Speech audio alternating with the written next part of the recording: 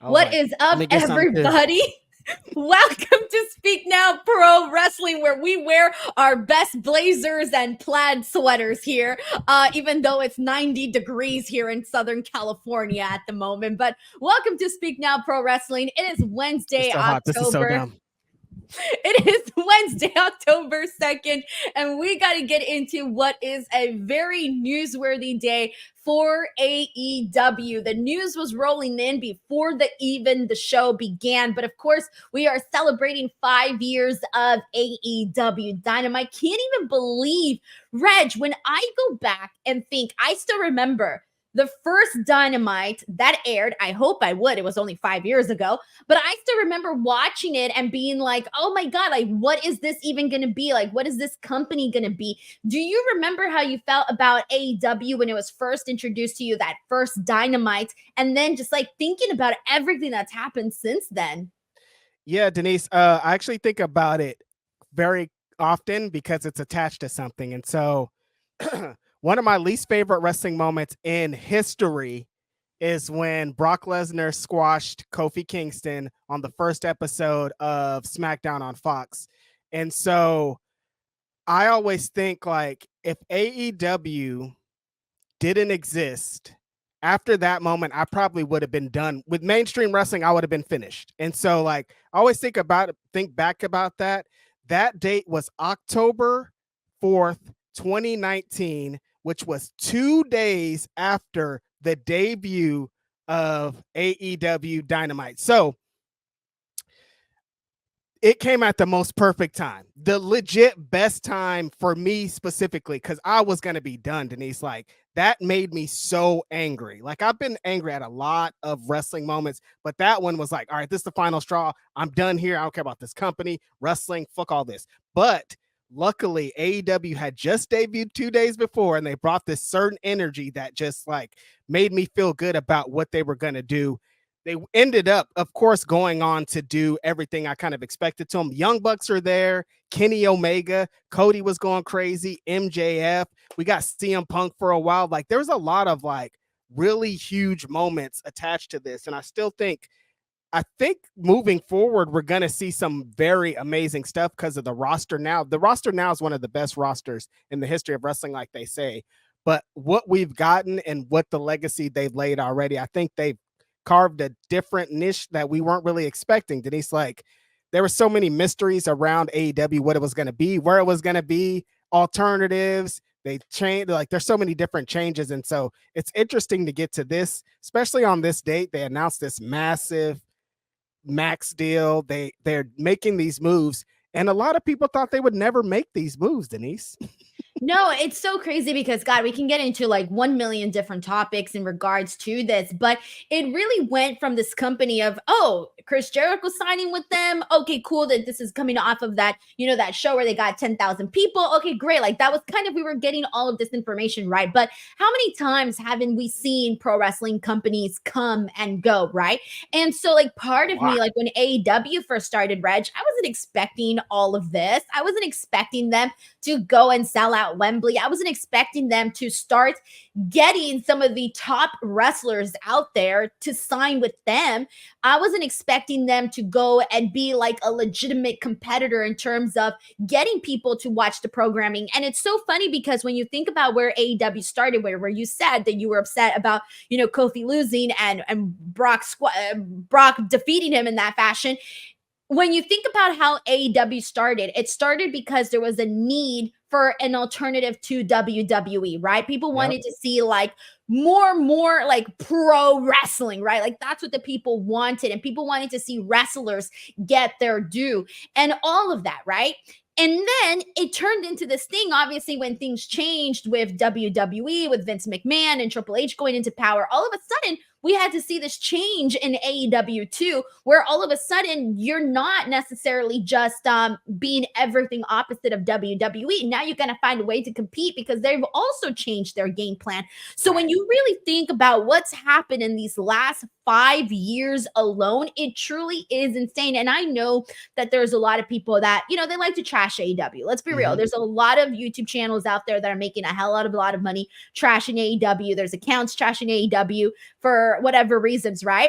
But I do want to say one thing right now, and that is that AEW has given so many jobs to people in terms of people can legitimately make an honest to God living behind the scenes, in front of the camera, crew people, you name it. All these people in the business that have gotten jobs now because of it. For us, the fans, it's given us how many extra shows between Dynamite, Collision, Rampage, or freaking the South, all of that. And now we're sitting in a place where we have gone into seeing some matches, Reg, that we probably would have never seen, or hell, we would have had to wait till our local indie booked some of these matches for us to see them. And so it really, for me, I think that even though a lot of people like to make fun and poke fun at AEW, and there's a lot of things that they can obviously fix, they're not perfect, we know that. But for all of that, they have done a lot of good in these past 5 years. In fact, they've done a whole lot, because even just today, the big thing, Max. That was the big news that broke today. We started, everybody's been talking about the AEW deal. And for me, Reg, you posted something today and you said, I hope that they announced it already so everybody can stop talking about it, because it's not like we're getting the money. And that's very true. And I feel like for me, I was more so just like waiting for them to, it's not that I care. Like, I personally did not care about the money portion of it, because it doesn't impact me per se. It's cool, right, for the company, but it doesn't impact me. Right. I was more so just ready to find out how am I going to watch the show? Where am I going to watch the show? Am I going to get the library? Am I not going to get the library?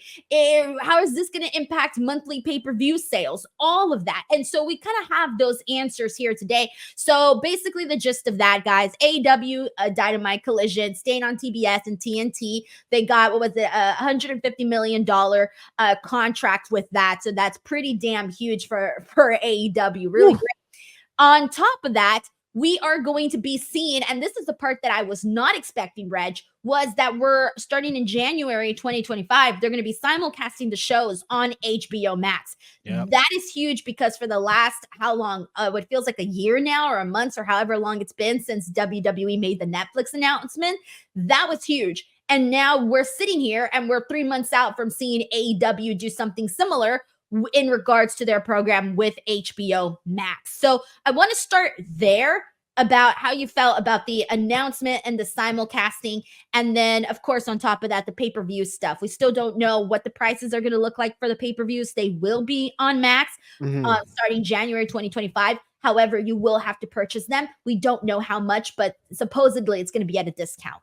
Yeah, that was the initial most exciting part for me, Denise, of like, now I'll be able to turn on a streaming service, Max specifically, and watch Dynamite and watch Collision, because I've been fighting with cable things. I've been having cord cutting for more than 8-9 years. Like, I don't have cable service. So in order to watch these shows, I have to do some things sometimes. I have to get links. I have to get a DirecTV damn streaming thing like I did for this. And it's like, I'm tired of doing this. I just want to turn on a streaming service and watch this. So when WWE had announced Netflix, I was like, that's awesome.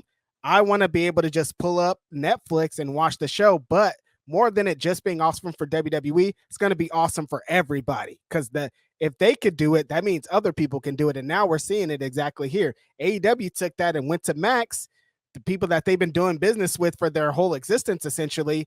And now they're going to have it where we can watch it at the same time. That changes a lot. And then a few hours after that, Denise, they announced that the library was going to be on the streaming service too. And that changes everything. Like, we come on here, it feels like every week saying, where is this? I want to watch a random Dynamite. I want to watch a pay-per-view from 2021. Where is it? I can't. And so now that they'll be all in one place, that's going to help AEW so much.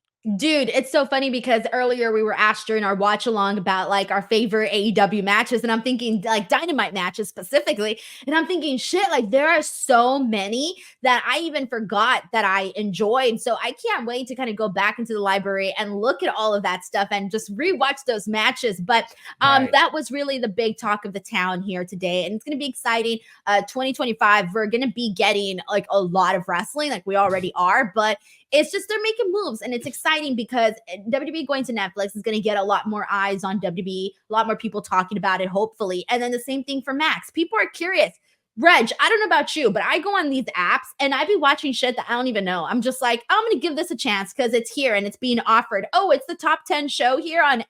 on Netflix. Oh, well, let me see what it's all about. I find myself sort of exploring different categories because that's what I'm watching. I'm gonna watch something on one of these apps that I purchased. And that's the best thing about like AEW Max is awesome, but like we talked about, Denise, Netflix is everywhere. That's the standard. When we talk about streaming, that is that. And the amount of fans that WWE is going to get just off people being on Netflix, just off because they're going to be in those same things like you're saying, top 10 of the week, top 10 of the month. They're going to consistently be showing, and all those fans that they get to gain from that is awesome. It's going to happen the same way with AEW. Like I said earlier, the Max does live sports streaming.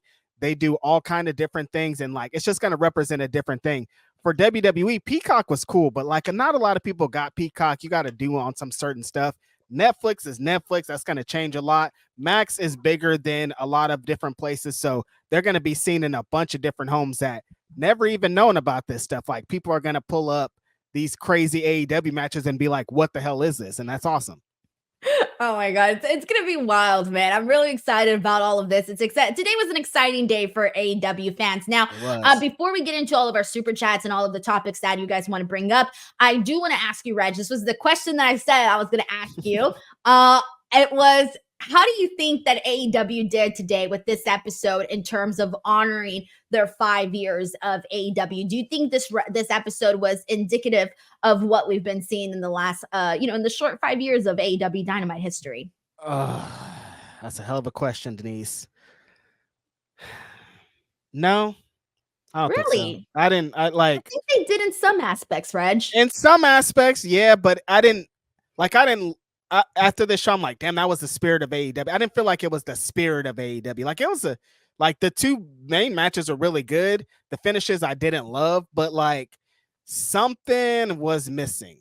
Like I don't know if like the emphasis being put on the big TV deal and they maybe got focused on that. But there was something from this show specifically. There's a middle portion of this that I was like, we were talking about whatever, you know what I mean? We weren't even focused. And that's partly because of like, it just felt like I don't know, something was missing. Right. So, I mean, I know I had joked about this during the watch along, and I had said, oh, this show feels like we're going to have the best sandwich because we're Right. starting off with Will Ospreay and Ricochet, and we close out with Bryan and Okada. And that was great, like phenomenal. There was some stuff in the middle that were maybe not as hot, but we did get some good stuff. I thought they bookend the show pretty well. There was some, of course, but even then, you're right, because the finish for the Bryan Okada match sort of came out of nowhere. And then in the Will Ospreay Ricochet match, we had that weird double count where they were going to end with a freaking draw or whatever. And so that was weird too. So there were some weird moments, like some calls that I feel like AEW doesn't usually make. Like usually they're really good on the pulse of reading the crowd and what we're going to shit on and what we're not going to shit on. And so this time it was confusing because there were some moments where I thought, oh, that wasn't necessarily what I thought AEW would do. Mm-hmm. But the fact that we even got these matches, to me, it did represent the spirit of AEW. Because to me, the spirit of AEW is we're going to try. We're going to try and we're going to put the very best matches that we possibly can.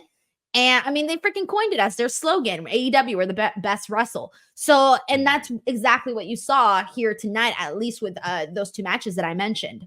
I would have preferred that Jericho segment had been an MJF segment. Like if we're getting a long promo segment, give the long promo segment to the guy that's going to be doing this for the next 5 years over here. It just didn't really make sense. It's like nobody wants this Marq Briscoe match, and then you're gonna give us this promo to get to it. I'm like, that's probably where I'm focusing on the middle part of it not being the greatest.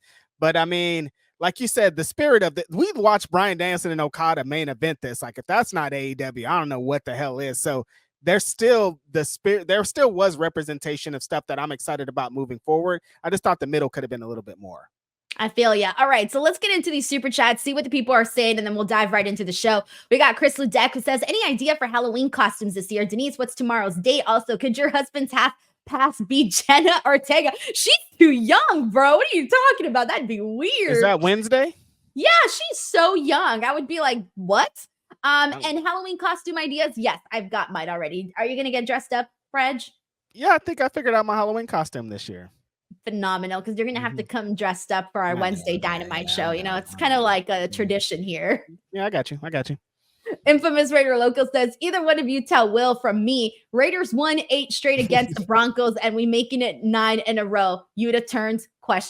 Yeah, for sure. I mean, this was sent during the watch along. So Raider Loco was totally trolling us. But before we move forward, Denise, like we also have a vested interest in AEW. Like we've talked about it and we joke about it all the time. But like our friend works there. You know what I mean? Like 5 years ago, our friend did not work there. Like I started a podcast with this guy. And then one day he's like, I'm going to work for AEW. And then he started working for AEW. So that is also the elephant in the room, you guys. Like our friend works there. So we do have a different vested interest in it. And we do think about it and move about it a little differently because of that. And I'm so proud all the time of like what he accomplished going in there and what he's attached to. And like, it just like, sometimes I can't believe it. I'm like, damn, this is like, my friend works there. Like I talked to him on the phone and stuff. And like, it's just wild. So, you know, of course, shout out to Will Washington.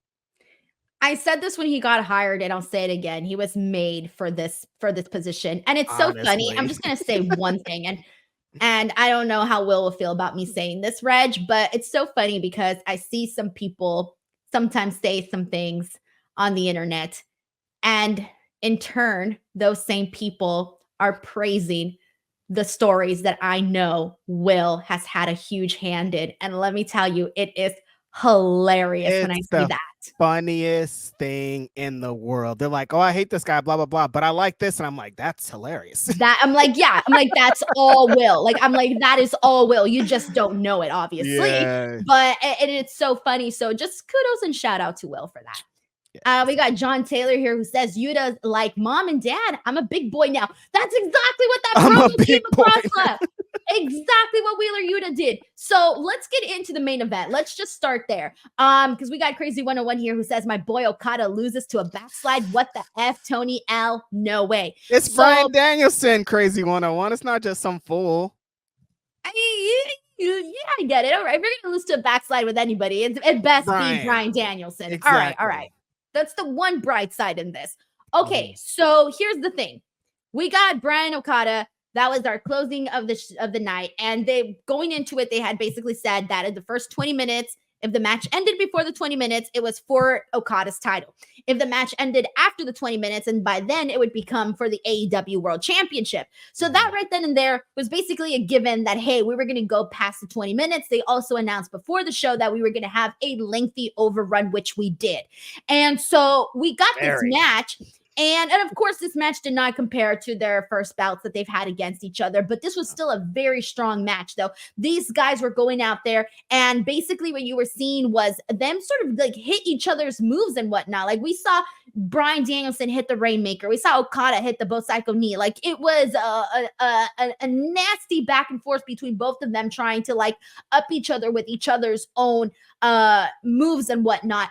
And the finish came with should I even say it counted as a distraction? Because we did have the BCC members out there, but they didn't technically do anything. They just appeared. And then all of a sudden, we get a backslide. And that's how Okada ends up losing. It came out of nowhere. The finish really did come out of nowhere. And that was why it didn't feel that strong at the end. Because usually with these two guys, I had said they're gearing up to get into that next level. I don't know if that next level got there. It did. We saw shades of what these guys can do, but it didn't necessarily get to a point where I would say, oh, I'm jumping out of my seat because I don't know what the hell is going to happen here. And then the finish came and it was like, oh shit, that's it? Wait, what? I was ready to get to that next level.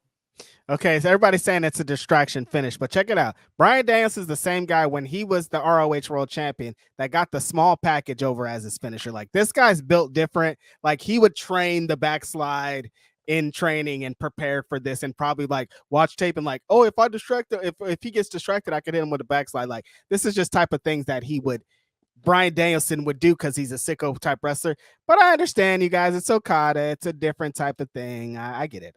Well, I think why people feel this way is because you can kind of go back to the booking of Okada. Reg, it has not been phenomenal. I love Okada. I'm a fan of Okada, but let's be real. They have not let Okada shine the way you thought he was going to shine when he was heading into the company. I can't agree.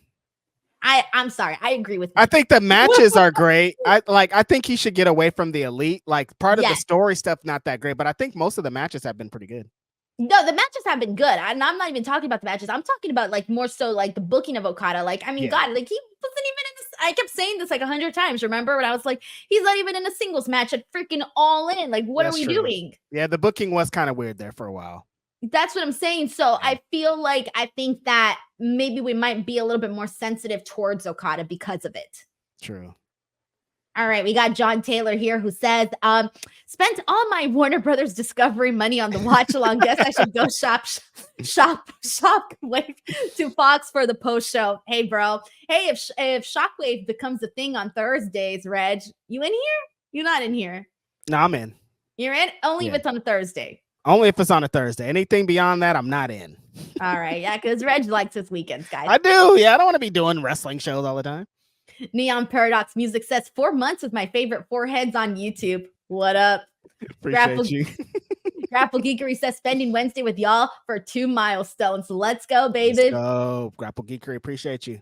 Infamous Raider Loco says those 30 seconds could have been the DWO members time. John Taylor and Infamous Raider Loco and Denise with the jacket in this weather. What the hell? LOL, I'm in a tank top. Yo, I got my AC blasting, man. It's cold in here. No, Denise is living well. She got the air on over there. She not poor.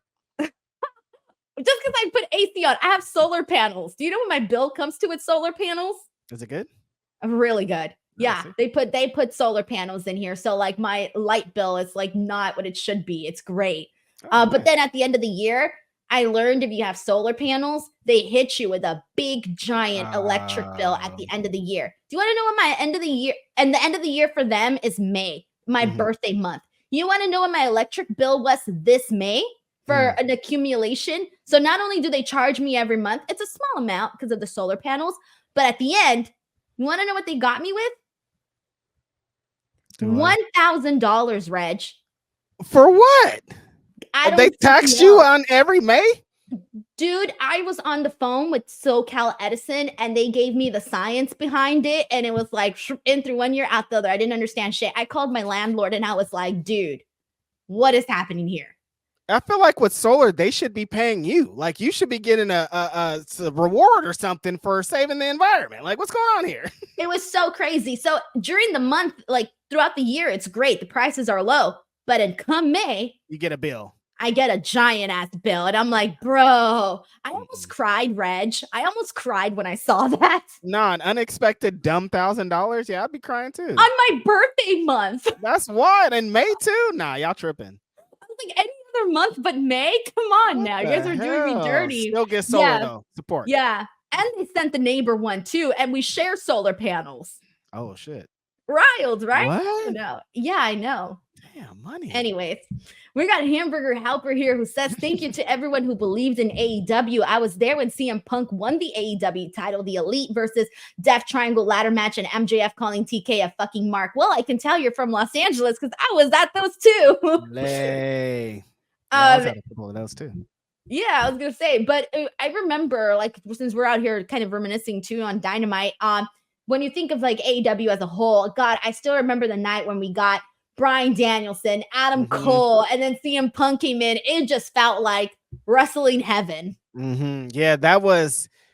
I never thought, as somebody that's been a long time Bryan Danielson fan, and he may have been at the show today, so that was a good part. As someone that's been such a long-term fan, when he retired from WWE, I never thought he would come back, and then he came back, and I was like, I liked it. One of my favorite moments, the Kofi Mania, he's attached to that, so like he has that thing, but I never thought that I'd see him in dream matches against Okada and dream matches against Zack Sabre Jr. and dream matches against Kenny Omega and in all these crazy situations, because I thought he was going to be done wrestling. There was like he hurt his neck and he was out, and then he came back, and it felt like he got started having kids. He got married. Like, oh, this guy's gonna go be a family guy. But then he came to AEW, Denise, and had another crazy, amazing, incredible resume of matches. Like some of his best matches of all time, he's done in the last 3 years, and he's supposed to be retired. I just don't understand this guy. But it's almost over. One more week. I don't understand him, but I do love him for it, though. The best of all time, greatest of our generation. We got Luke Thornton here who says, great Dynamite, uneven middle with 2 incredible start and ending matches. AEW brought me back to wrestling after a decade. Great to be a fan. Kenny, you were missed. Oh my God, after a decade? It's insane. But that's yeah. The story I hear a lot too, Denise, of AEW bringing, like, I used to watch wrestling, blah, blah, blah. I didn't anymore. Or I used to watch wrestling WCW. I like Sting. I'm back from Sting. I heard that a lot from people. And like, that's just been like a cool thing that, especially like AEW being on like TBS and TNT and kind of getting that old, like, you used to watch wrestling on this and you can still do it, and like connecting those old fans to the new is really amazing. No, it really is. I mean, it's kind of crazy because I think sometimes you think, because we're so like in the wrestling bubble sometimes. We're still like, part of the IWC, like we're in it, man. We're in the trenches.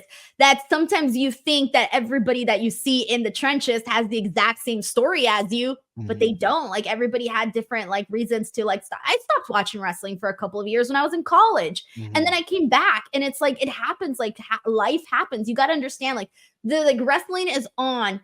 You can find wrestling any day of the week, really, at this point.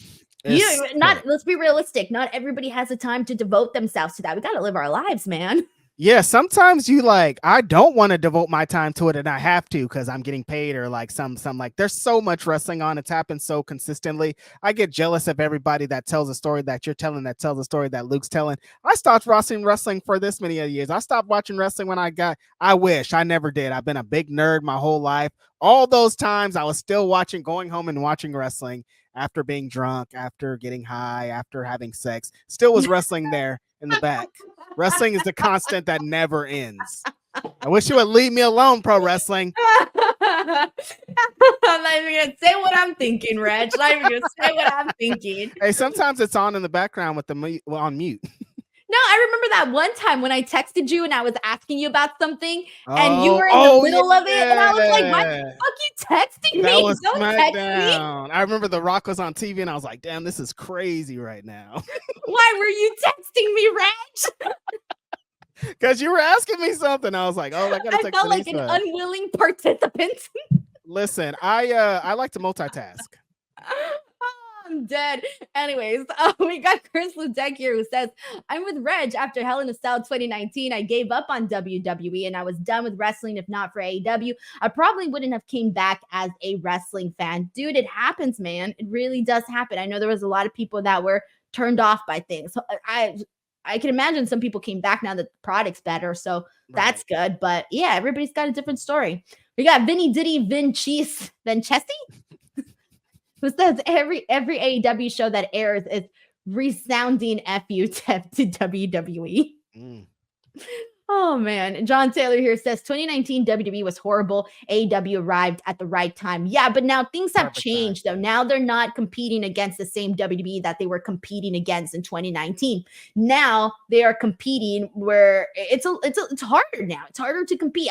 It was easier in those years because AEW just basically came out there and was like, we're going to give you a shit ton of good wrestling. Yeah. Okay, well, now WWE is also giving you good wrestling. So how are you going to compete now? So you got to find different ways. So it has changed. Like the mold has changed. Totally. People kind of ask about that all the time. They're like, well, they look at the ratings and they're like, well, what about those? Where were those people that were watching AEW in the beginning? Well, how come they're not coming back? They're not going to come back because they went back to WCW or WWE. Damn, they really went back in time. They went all the way back to WCW. No, they found, they were like, oh, we'll try this alternative. We'll try AEW and we might be into it because WWE's not giving us what we want. Now WWE's giving them exactly what they want. They're staying over there. They're not going to have two things. So like, it makes sense that fan bases work how they work. But I'm just happy because AEW gives me what I want, and that's why I come and do the show with Denise. Gerard Clark says WWE's boring rematches, budget cuts, and other mischief are the reasons AEW exists. So in a way, WWE inadvertently created their competition. Oh yeah, totally. For sure, completely. Because I feel like if in a world without AEW, and WWE was in the place that they are now back then, before AEW, like the Young Bucks would have been there, went there, Kenny Omega, like all these people that needed an alternative would have looked way different if they were functioning like they function now. We got Michael Marshall here who says AEW has given a lot of wrestlers jobs, but they need to take one from DMD. She's out here in slow-mo. The doctor will put your ass to sleep. Z. That's Michael Marshall. Easy. Oh, I hate that. If you do this, it like burns your, like messes with your tongue. It does, huh? Doesn't your tongue vibrate? I don't know. Like, this is going to be like a throwback. Did you ever, like, the 9-volt batteries, put it on your tongue one time? It kind of feels like that. Yeah. Okay. Everybody do this at home right now, whether you're listening to this or watching. Do it the way we did it. I can't do it. Denise is going to start gagging just doing that. It hurts my tongue, okay? It makes it feel weird. Delayed Grad says AEW has been great for wrestling. Everybody's eating. Wrestlers have choices and can get more money. Fans have choices. This is a great time for pro wrestling. I agree, man. It really is a great time for pro wrestling. I'm not going to trash anybody on my podcast. I don't do that. You do. It's better doing it that way. Just skip it. Yeah, I don't know. Delayed Grads, we appreciate the super chat. But yeah, I'm never going to say nothing about somebody here on this podcast. Nah. Anyways, but regardless, AEW has been great for pro wrestling. He's down bad today, so it doesn't matter. Like, he doesn't need to be kicked again. Like, he's been kicked a lot today. I'm sorry, my tongue still hurts. Okay. Alfred, you suck. JK Fishbowl Williams says, shout out to Reg for the Stakes is High shirt. Very fitting for today. Big time. De La Soul. Soundwave 80 says, have you ever watched the 1986 show Alf?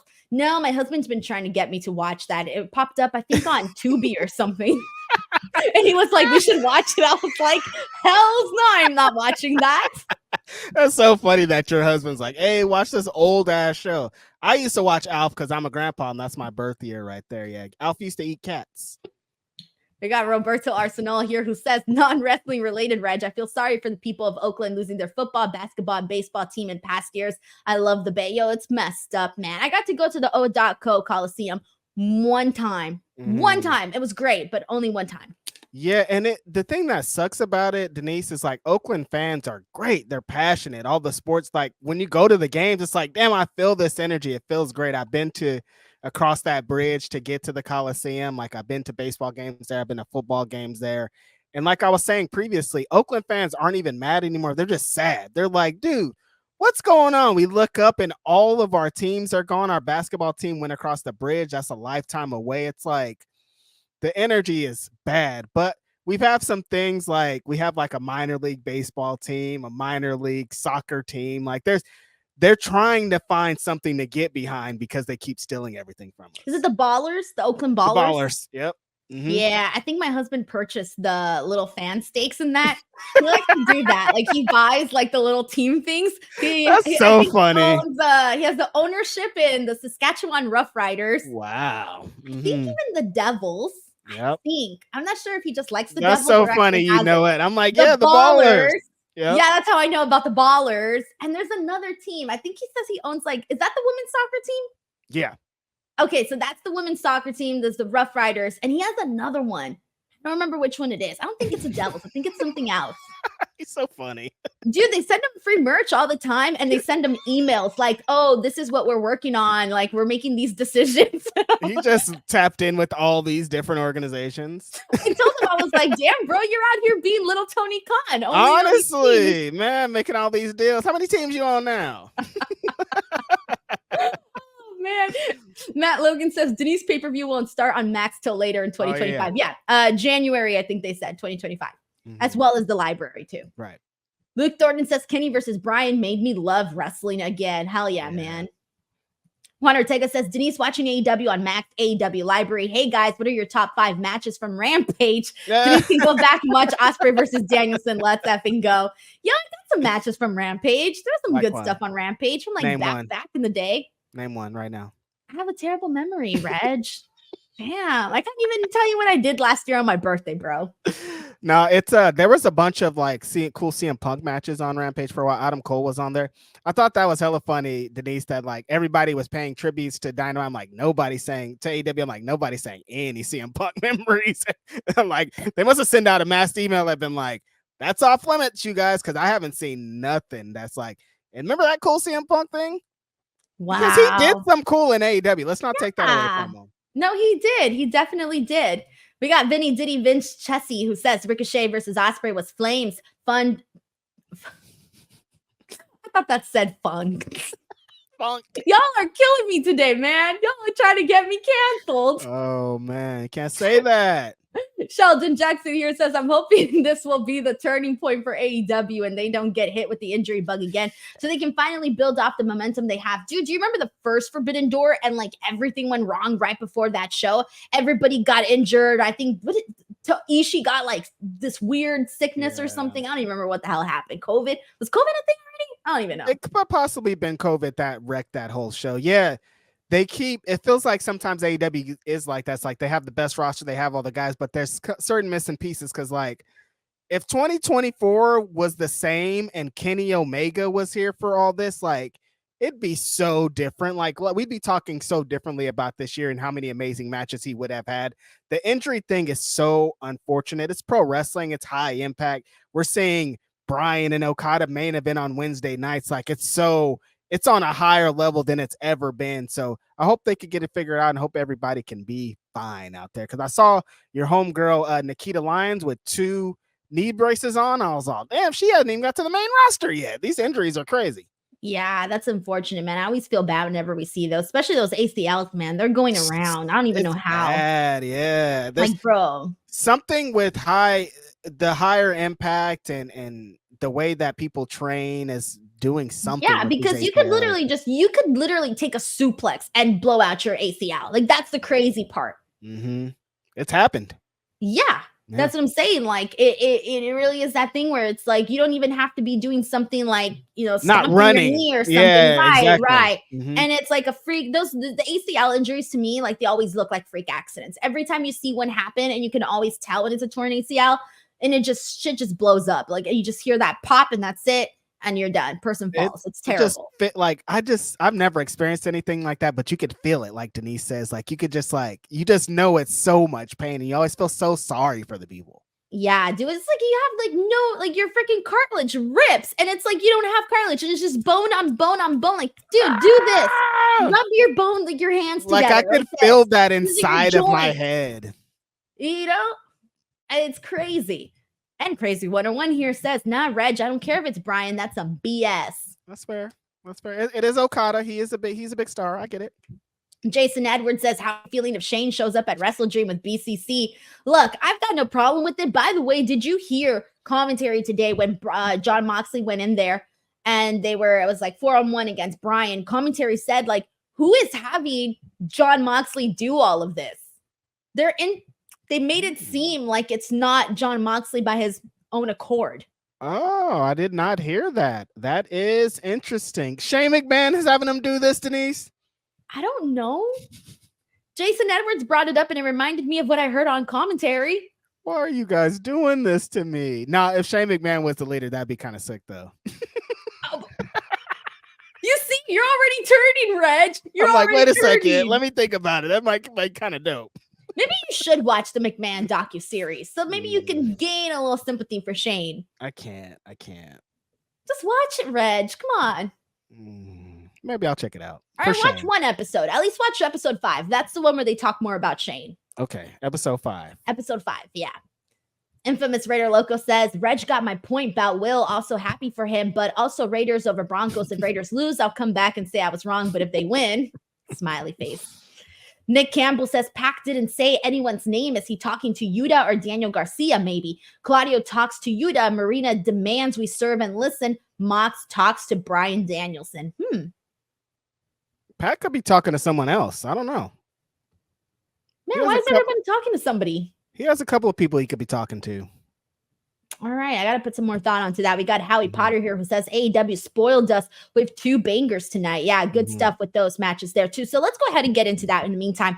Will Ospreay defeating Ricochet for the AEW International title. This match started like I would say 95% of it was exactly what we were expecting it to be. A bunch of flips, a bunch of spots. I mean, we're seeing styles clashes. We're seeing freaking shooting star presses. We're seeing all of these counters. It was insane. Cutters on the ring apron. I mean, it was just nonstop. And they were sort of seeing each other on the same page. Like in the beginning, it was this portion where they did this whole sequence where they were doing the exact same thing and they just had each other's number. And then it kind of builds up from there. Unfortunately, there was a moment though where they both ended up pinning each other and the referee decided to still count the 3 and then they announced it as a draw. And everybody was like, what the hell? Like, this is bullshit. Like, they really pressed the brakes on this match. And then all of a sudden, commentary or ring announcer says, hey, Tony Khan says to continue this match. They continue the match for like barely a few more minutes. And then all of a sudden, we see Konosuke Takeshita come out and he comes in, gets involved, and attacks both of men. So that's why this match ends the way that it does. We said it when we were watching this watch along, Reg. Why didn't they just do Takeshita coming in? They never had to do that double pin. That double pin was so pointless. Just had Takeshita go out there and that was it. Yeah, it felt like that was an extra, like they overbooked that part. Like this part was unneeded.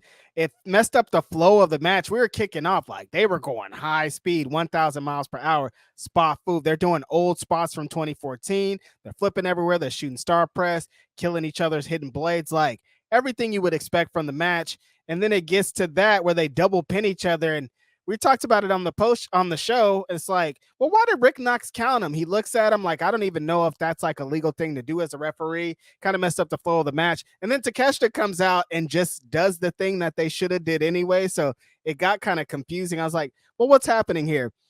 I'm going to be fine with it all if we're leading to a triple threat match at Wrestle Dream with Takeshita, Ricochet, and Will Ospreay. And these guys go and tear it up in one of the best triple threat matches ever. And Takeshita probably ends up beating Ospreay. It feels like he's been on a collision course with him. I'll be fine with it if that's what we're leading to. I guess that's what the story they're trying to tell, but I didn't like that double pin thing at all. Right. And I feel like, we've been sitting here now, what feels like for months saying, push Konosuke Takeshita, push Konosuke Takeshita. We've been waving our flags for him, man. And this finally feels like, okay, you know what? They're starting to listen to the fans. They're starting to realize that this is what we want. And if he were to defeat Will Ospreay for that title, I'm okay with that too. Like I was okay with him beating Okada for that title. That's the program that we originally thought they were going to do. Which I still think they should do at some point. I don't think they should just gloss over that. I hope we do get to that. But no, this could really be the thing that finally propels Takeshita into what we've been wanting, because Takeshita has gone out there and has had brilliant matches, yet he's never sort of reaped any rewards from them. It's always the other person to seem to go above and beyond, and Takeshita just kind of stays in the same place, and it's sort of like he almost feels like a background character in this Don Callis family situation. Yep. So now it kind of feels like, okay, he's not messing around anymore, and I'm here for it, because I really do think they got something with Takeshita. He just needs a big win, Denise. That's what you're trying to say here. Like, we've seen him in the best matches. We've seen him have amazing matches with Kenny Omega. We've seen him have the amazing run in the G1. We and all fans of Takeshita and AEW just think the same thing. Get this guy a big win. Get this guy a title. Get this guy a story that's more than 2 weeks. Like, we want to get behind him. He's an incredible wrestler. He's a heel, and people are still like, Takeshita, he's awesome. Like, they just need something to latch on to, and I feel like him beating Ospreay and potentially Ricochet in the same match is a big win for him, and that could be what he needs.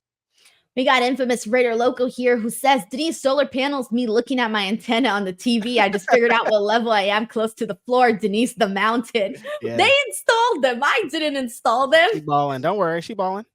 Infamous Raider Local says, been watching since I was 2, according to the folks. If so, I never left. What's the name for those people who never left and dealt with the BS? But also, I'm a Raider fan, so I love toxic relationships. You know what that means? You're loyal, Infamous Raider Loco. Loyal. That's the word. Loyal. Yep. Loyal. But you're a Raiders fan. You got to be the loyal of loyals to be a Raiders fan. So Vinny Diddy Vinchesty says, did you hear about the new R&B group featuring Strowman, Breaker, and Reed? They're called Brawny, and Brawny.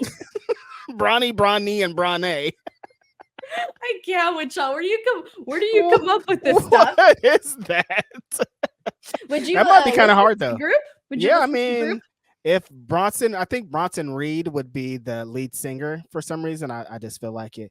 But actually, seeing the way that Braun Strowman ran to do that little forearm and the knocking Reed off, I don't know if he can move any. So it might not be that great because these guys can't really dance. You know, you got to dance to be an R&B group.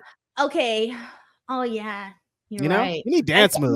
Maybe they could be more of a rock band because I can see Braun Strowman on the guitar. I mean, no. I can see him on the drums. Yep. I can see Braun on the guitar. Okay. And then Bronson Reed, like you said, doing the vocals. Yeah, I can see that because then Braun Strowman can sit down because his knees are really bad.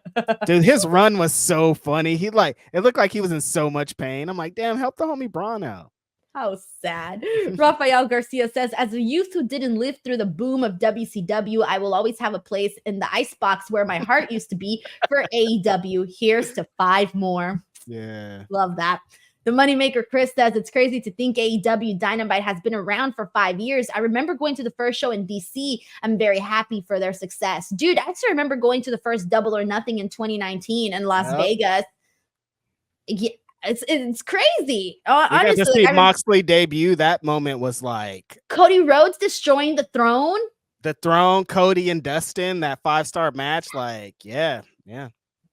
Vinny Diddy Vince Chessie says, Bobby Lashley at Wrestle Dream, yes or no? I'm gonna say yes. I'd say yes after tonight, what we saw. Grapple Geekery says, I muted Jericho to work on an eBay return. Wish I would have. Well, let's get to that because we got to talk about that. So this basically, for those of you who missed it, is we had a learning tree segment that lasted way longer than it needed to be. Okay, way longer.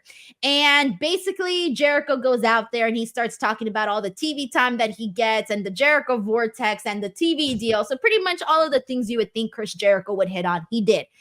He's then confronted. He points out. We then see Marq Briscoe. Marq Briscoe goes out there, and Jericho challenges him to a match for the Ring of Honor World Championship at Wrestle Dream, and he announces that he is no longer the Ocho, and instead he is going to be the Nueve. And then this is the part that I wasn't expecting. The part that I wasn't expecting was that Jericho tells Marq that he'll never be as good as his late brother Jay. And of course, Marq Briscoe was not having that and literally got knocked out Jericho with a punch. So that's where we're at with this whole bit here. So it looks like Jericho's about to become Ring of Honor World Champion again. Hate it. Hate all of it. Marq Briscoe, since his brother passed away, has formed his own thing. He's carved his own kind of legacy, and not in a bad way, just like his brother stuff is so personal still. Like even in the thing today when Jericho said it, when Marq talked, you could still feel like he's affected by it. Like he was like, don't say my brother's name. Like I don't play about that. And it feels like that goes beyond him being a wrestling character. Like you could feel like this is real. I just didn't feel like it's needed. The Jay Briscoe thing's still really fresh.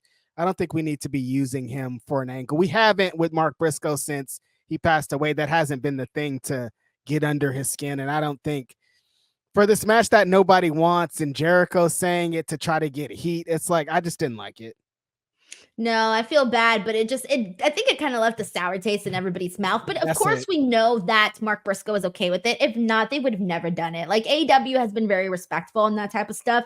They would have never done it if Marq wasn't okay with it. So at least we know that. Yes. At least we can assume that.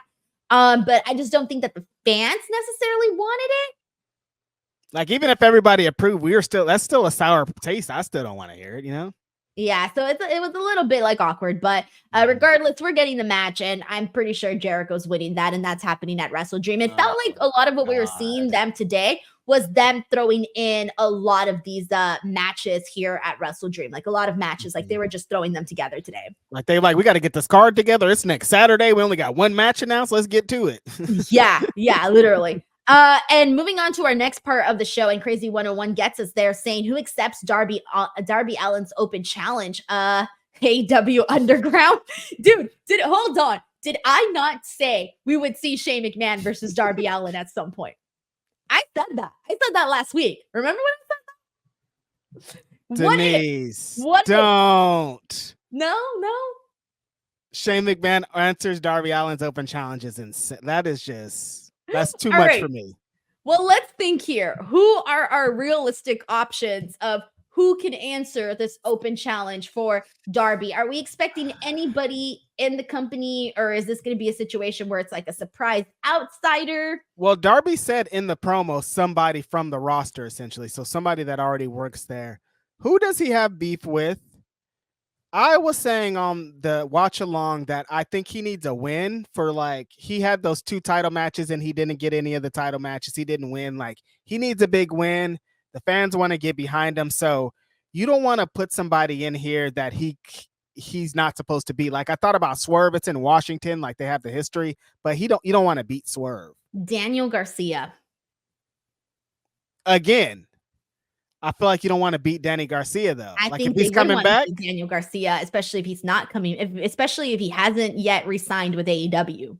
I don't think they're going to put him on the show if he hasn't resigned. But they'll put him on the show to lose to Darby. Danhausen. Oh. Bro, I'm just bringing up some names here. Like, who else do we got that's on? Eddie Kingston's going to be out for still probably a lot more time. Adam Copeland's still going to be out for a lot more time. Hook? Adam Cole? Oh. Again, you don't want to beat him, though. You don't want to beat him, though. You don't want to beat him, though. Jeff Jarrett? Bro, I'm just running through the roster right now. Keith Lee. No. I'm just naming anybody at this point. Who's out that could return? That can return, that's out. See, it's hard to tell who's injured and who's just hasn't been on the show, to be honest. Like, there's some people where, like, I'm not really that sure. I don't know. What if it's just like somebody from the beat? What if it's just like Claudio? Orange Cassidy? Orange Cassidy. Orange Cassidy. What's he doing? Orange Cassidy. That's the one, Denise. Hobbs? I think it's Orange Cassidy. You think? Because what else is he doing? It makes sense. I think it's Orange Cassidy. Beast Mortos? Or do they want to heal? Because Orange Cassidy. Wardlow. No, Wardlow's out. I think they said he's injured with his knee. Not Wardlow. That's it, bro. I ran through everybody. That's the only options. Yeah, that's everybody. What about if they do a rematch of Jack Perry? I know they ended it fine with Sting and everything. You're not gonna get that moment back. That was fine. They did what they needed to do and they closed it at All In. I don't want to see that again. I'm good. What if he wins the belt from him though? That would be cool. If he wins the TNT championship? Yeah, I mean, how many times has Darby held the TNT championship now? This would be his 3rd or his 4th time. I think it'll be his 3rd. Yeah, because he's held that belt multiple times. I just can't think of who did you say he faced before? Oh, Jay White. But no, Jay White's moving on to something else now. Yeah, nuh-uh. And he's been TNT champion 2 times, so he could go for a 3rd time. But I just don't think Jack answering the challenges makes sense, especially when he just answered Brian's open challenge. Right.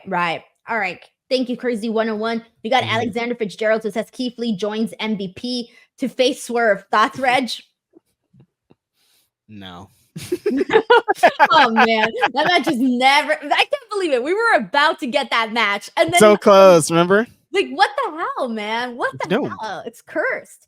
Travis Lindsay says, as a WCW kid, I stopped watching in 2001. Lucha Underground, NXT, Black and Gold, Kofi Mania, and The Man brought me back, but AEW was what I was waiting for. Mm-hmm. That's some good stuff. Lucha Underground, like, that was a good time right there. And we also know that a lot of fans like dropped off the planet after WCW ended. So it's like, dude, people don't talk about that. 2001, WCW and ECW died a month apart, dude. Like, that changed everything. A month apart. And a lot of people were like, I'm not going to watch WWF. So it was crazy. Yeah. Crazy times, man. We got Vinny Diddy Van Chesty who says, Denise, sorry for the username typo. It's cheese. It's cheese. Man, I've been saying Chesty. I was like, what is she saying? I had said cheese the first time, but then I saw the double S and I'm like, oh, it's Chesty. Nope, it's supposed to be cheese. All right, we got Juan Ortega here who says, Godzilla doesn't have my thighs. Mothra doesn't have my flaps. I had a 3-month affair with Stan. Storm thing. Yeah. He gave me a lariat, but not with his arm. Timeless Tony is insane with these promos, dropping bars. Capture on CMLL next. Yeah, so actually, once you got to the part about Stan, that's when I realized it was the Tony Storm promo. At first, I was like, "What are we talking about, Juan? What are you admitting to?" I was like, something is going crazy, but Tony Storm saying that he gave me a lariat, but not with his arm is just what this lady. But she's. This, I guess we could get into a little bit of the Mariah talk. Mariah, since she's not been with Tony Storm, it hasn't been what I expected it to be, Denise. I was like, when she did the heel turn and the match, I was like, we're about to be kicked off to a high gear with Mariah, but it hasn't felt like that at all. No, and I think what kind of hurt that was that after Mariah's win, because she really she slapped her mother at Allin. Like, have we forgotten? Slapped her mom. This woman slapped her mother, and we haven't even mentioned it since. Like, what the hell? I think that we haven't. Damn, that's crazy. Okay, let's recap here really quickly. Mariah May came into the company and befriended Tony Storm. Okay, great little backstage segments, all of that. All right. She won people over. She was dressing up as Tony Storm. Her matches were good. She won people over. People were excited. Then she had that gory beatdown on Tony Storm that had everybody raving. Everybody loved that. That was so good. Yep. Great. Then she goes into Allin to face Tony Storm, slaps her mother, and wins the title. And then after that, it just kind of felt like everything sort of went like there was no lines moving. It went dead. Like there was no movement there. It felt like they're trying to get us to the Mina match, but they're taking a long time to get there. Yes, that's what I feel like. The big pause coming after all of what I just said that she did. That big pause afterwards is what I think has hurt her because, okay, she had that match with Yuka Sakazaki, right? It was a fine match, but no one cared. Why? Don't remember it. See, there you go. But no one even cared about that match because why would we? We don't know anything here in terms of like what it was just a match, fine, but there was no emotional investment in Yuka Sakazaki. And then same thing with Mariah. We've just been seeing her in random matches. It's just been a bunch of randomness, and that's not what you want coming off of this hot story. I mean, we were sitting here talking about how this Tony Storm Mariah May story was literally the hottest thing on AEW, and now. I mean, this was people's favorite feud of the year for a lot of people. You said it right there, Denise. We were so emotionally invested in her and Tony. We're not emotionally invested in anything post that, and you gotta do that for us. Like you got us into wanting to see the saga between you and Tony. What's happening post this? Like, there's nothing for us to get attached to. Like, you're the champion, but like, why? Right. And so that brings us to the Britt Baker Serena Deeb match that we got here today. Mariah May was watching out on ringside, and I wasn't sure. I know you had mentioned probably one of these two girls is going to go on to face Mariah May. This ended up with Britt Baker getting the win. She tapped out Serena Deeb with the lockjaw, and then afterwards, Serena Deeb went in and continued the attack on Britt Baker. But Queen Aminata, who has been feuding with Serena Deeb, came out and helped out Britt Baker and ran off Serena Deeb. Yeah, I was kind of because when Mariah was sitting out there watching the match, I'm like, well, is she watching because somebody's going to be a next contender for her? But that didn't really make a lot of sense. So they do the match, and the match is fine. It's like Deeb is trying to do her thing. Britt's in her hometown, so it's she's getting some love. But then when the finish happened and then Aminata came out, and I was like, okay, I like this. What's going on? But then Mariah did a backstage segment, and she didn't talk about neither one of them women in the ring. She's talking about Willow and Mina. So I'm like, wait, they're going with Willow and Mariah? I thought this match was for that, but they were just having Mariah out there to show face. So if it's leading to Mariah and Willow, I take everything back because I love that match. Yeah, I really hope that is what it is leading to, because I had said, I feel like both of those girls are just people. they're both two people that the fans actually care about, both Willow and Mariah. Right, exactly. This feels like the next natural progression for both of them on coming off a stat, coming off a Tony Storm. They need something good to get into, and this is exactly it for both of them. Ernie Phoenix 23 has an option here for who could answer Darby Allin's challenge. Ricky effing Starks. Another one, though. You don't want him to lose. But I think people would just be happy, like, oh shit, he's on the show. No, people will be mad that he came back and lose. Yeah, I know. That's how people are.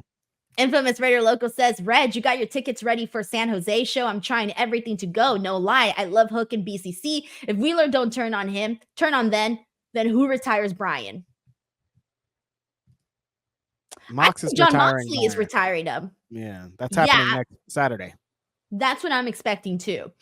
Alexander Fitzgerald says, I think it will be Nick Wayne versus Darby, 2 Washington guys, and plants the seeds for Darby versus Christian for the world title if Christian wins the title. Okay, I like this. This makes sense. Yeah, Alexander Fitzgerald brings up a great point. It's going to be in Washington. I think like with Bryan being in the main event, they're going to do like Washington as fuck. And I think having Nick Wayne and Darby, they'll give you a great match too.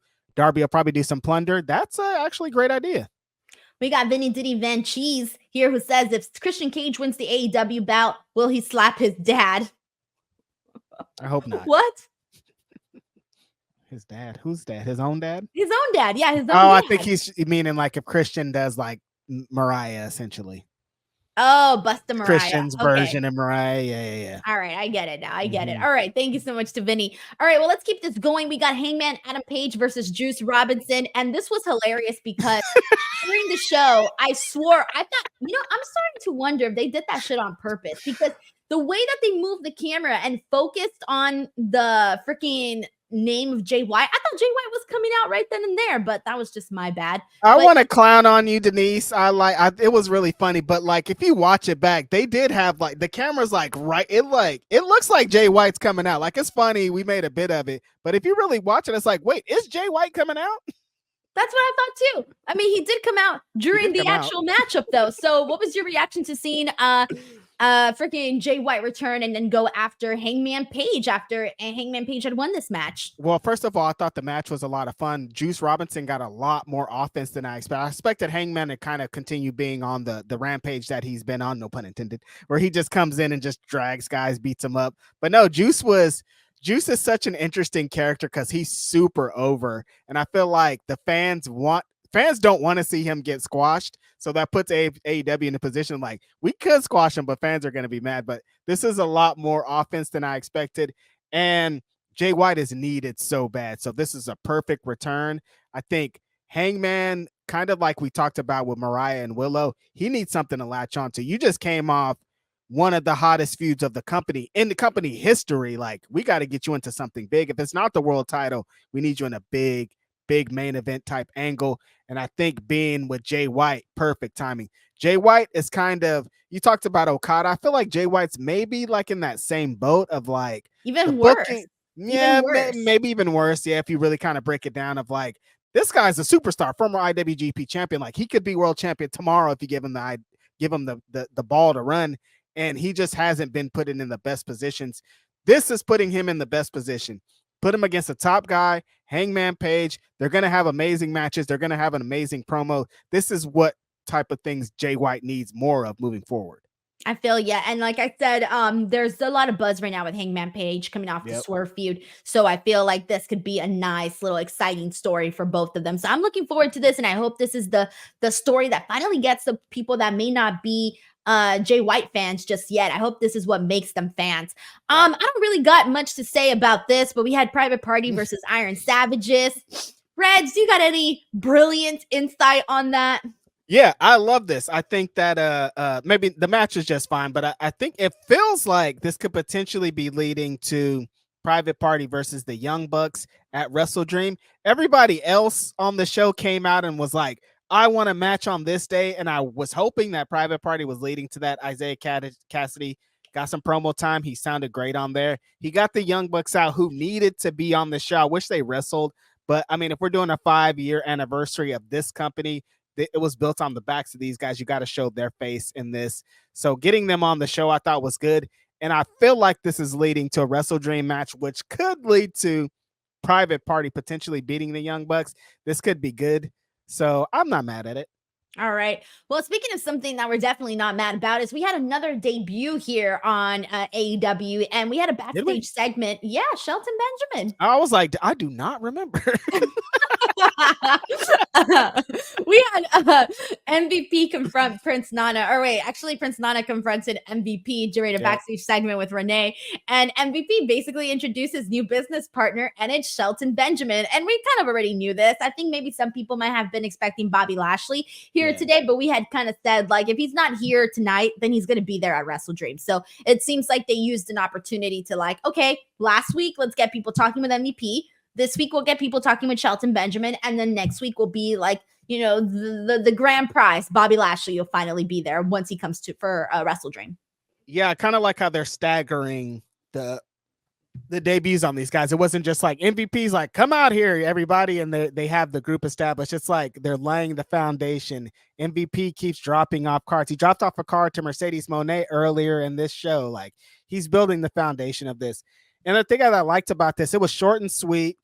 It was like MVP came out to introduce Shelton, which I think with him carrying the cane, it's like there's going to become a point where you want to see MVP get beat up just the way that he talks. He needs somebody that's going to stop him from getting beat up immediately. That's why you got to introduce Shelton off the bat. Cause like, I know you guys are thinking like Nana right here was about to be like, hey, what's up? Now I got backup already for if you guys try to bring that shit. Happy to see Shelton there. He's awesome. He's had a very, very long career. I think just him being in the company and being one of those veterans that you could learn from while in the ring with is what the benefit of this is going to be. Awesome to see Shelton. No, I'm excited to see what he does because we know that Shelton Benjamin is a really good wrestler. And God, my God, it's just been forever since we really, I mean, obviously being part of the Hurt Business, but even then that was such a long time ago. At least that's what it feels like, such a long time ago, that it's like I almost forgot what Shelton Benjamin can bring from a storyline standpoint of things. I know what he can bring in the ring, but storyline standpoint, I feel like it's been forever since I really seen him shine in that category. Yeah, we just it does seem like that was a while, and that was kind of during the pandemic. So there's nothing like we haven't seen Shelton be in like a real feud where he's mad and the stuff. Like they had him in like the comedy thing with Chad Gable for a while, and he was in some things, but he hasn't been anything like major. And I think that he's going to get into something major, especially if they're starting with at the top with Swerve, you know, like they're already going to be doing main event stuff. We got a couple of super chats here. Let's see what we got. We got Infamous Raider Loco who says, I thought the same on Jay White, no lie. Then he came out and I thought I was like, damn, the leader of the DWO was right. So you guys got to listen to me. You were just early, Denise. On the show. Jay White and then the ending to Britt Baker. This match with Serena. I was on point there. All right. We got a super chat here from Vinny Daddy, Vinny Cheese, who says the new NXT color scheme had Silver Ranger vibes. I like the silver. It looked nice. Yeah, it looks clean. I like it. It's a different transition, a different day for them. Yeah, definitely. Thank you so much to Vinny. I think I'm all cut up with all of the super chats. And that was basically did we miss anything from Dynamite or we got it all? I think that was everything. All right. Well, we definitely got it all. And guys, seriously, wow. This was a lengthy show, obviously, since we did the watch along and the post show here. We want to thank everybody who tuned in, whether you tuned in for both or either or, regardless. Thank you so much for coming in and hanging out with us. Reg and I, our next watch along will not be until Wrestle Dream. So that'll be the next time we're back here for a watch along. But other than that, we'll be back here, of course, for our regular AEW Dynamite post shows. Next week is going to be crazy because we also have NXT, but Reg and I will be here. Yeah, on Tuesday. Yeah. Apologies. Yes, on Tuesday. Mm-hmm. So next Tuesday, we will have both AEW Dynamite show. And then following that, once we're done talking about Dynamite, I'll bring in Chinadu and we'll talk some NXT. And so we'll have another pretty lengthy stream there too. But it's gonna be interesting because there's a whole lot happening. I don't even know. I might even switch it up, especially now that I know that the time differences are. Yeah, I was gonna say odd. They announced that the Dynamite's gonna be on an hour later than NXT, so I don't know what you're gonna do. Yeah, I don't know what I'm gonna do either. I think I'm almost like considering doing a Dynamite post show and then the next day an NXT post show, just because of the time differences. But we'll see. I'll figure it out. We'll see what we do. Just keep an eye out here, and we'll announce all of that stuff. Right. All right, Reg, what do you got going on? Woo! I can't believe we're still on the show. You guys got me doing Grapsity damn time over here. What the hell? Today it's a big week, you guys. It is BW 500 week. I am locked into this shit. Everything that when I close my eyes, I just see black wrestlers coming across, new black wrestlers, old black wrestlers. My life is black wrestling right now.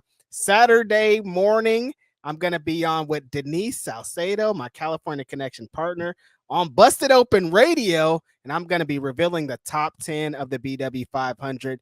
So stoked. Great time for me. I can't believe where the list has come. When I started this, now I'm going to be on Busted Open with Denise and fucking Tommy Dreamer, I think. And like, what? This is amazing. I'm so happy. I'm so excited about that. The full list will drop Friday or Saturday with Grapsity, our 3-year anniversary episode. Friday, I'm going to be doing stuff at Hood Slam. Like, it's a big week, you guys. So just catch me outside. Hell yeah, man. So do not miss that. Busted Open. Reg will be joining us on the 3rd hour of the show to reveal the list. It's going to be exciting. I am going to be in Atlanta for Bad Blood, so keep an eye out for Bad Blood content. Tomorrow, I will be live here with Kenny McIntosh at 11:15 a.m. Pacific Standard Time to do Bad Blood predictions if you guys want to come out and check that out. And then I'm also going to be dropping an interview tomorrow, so keep an eye out for that too. There's a lot here happening on the channel. Don't forget to subscribe. We'll catch you guys on the next one. Thank you, everyone. Bye-bye.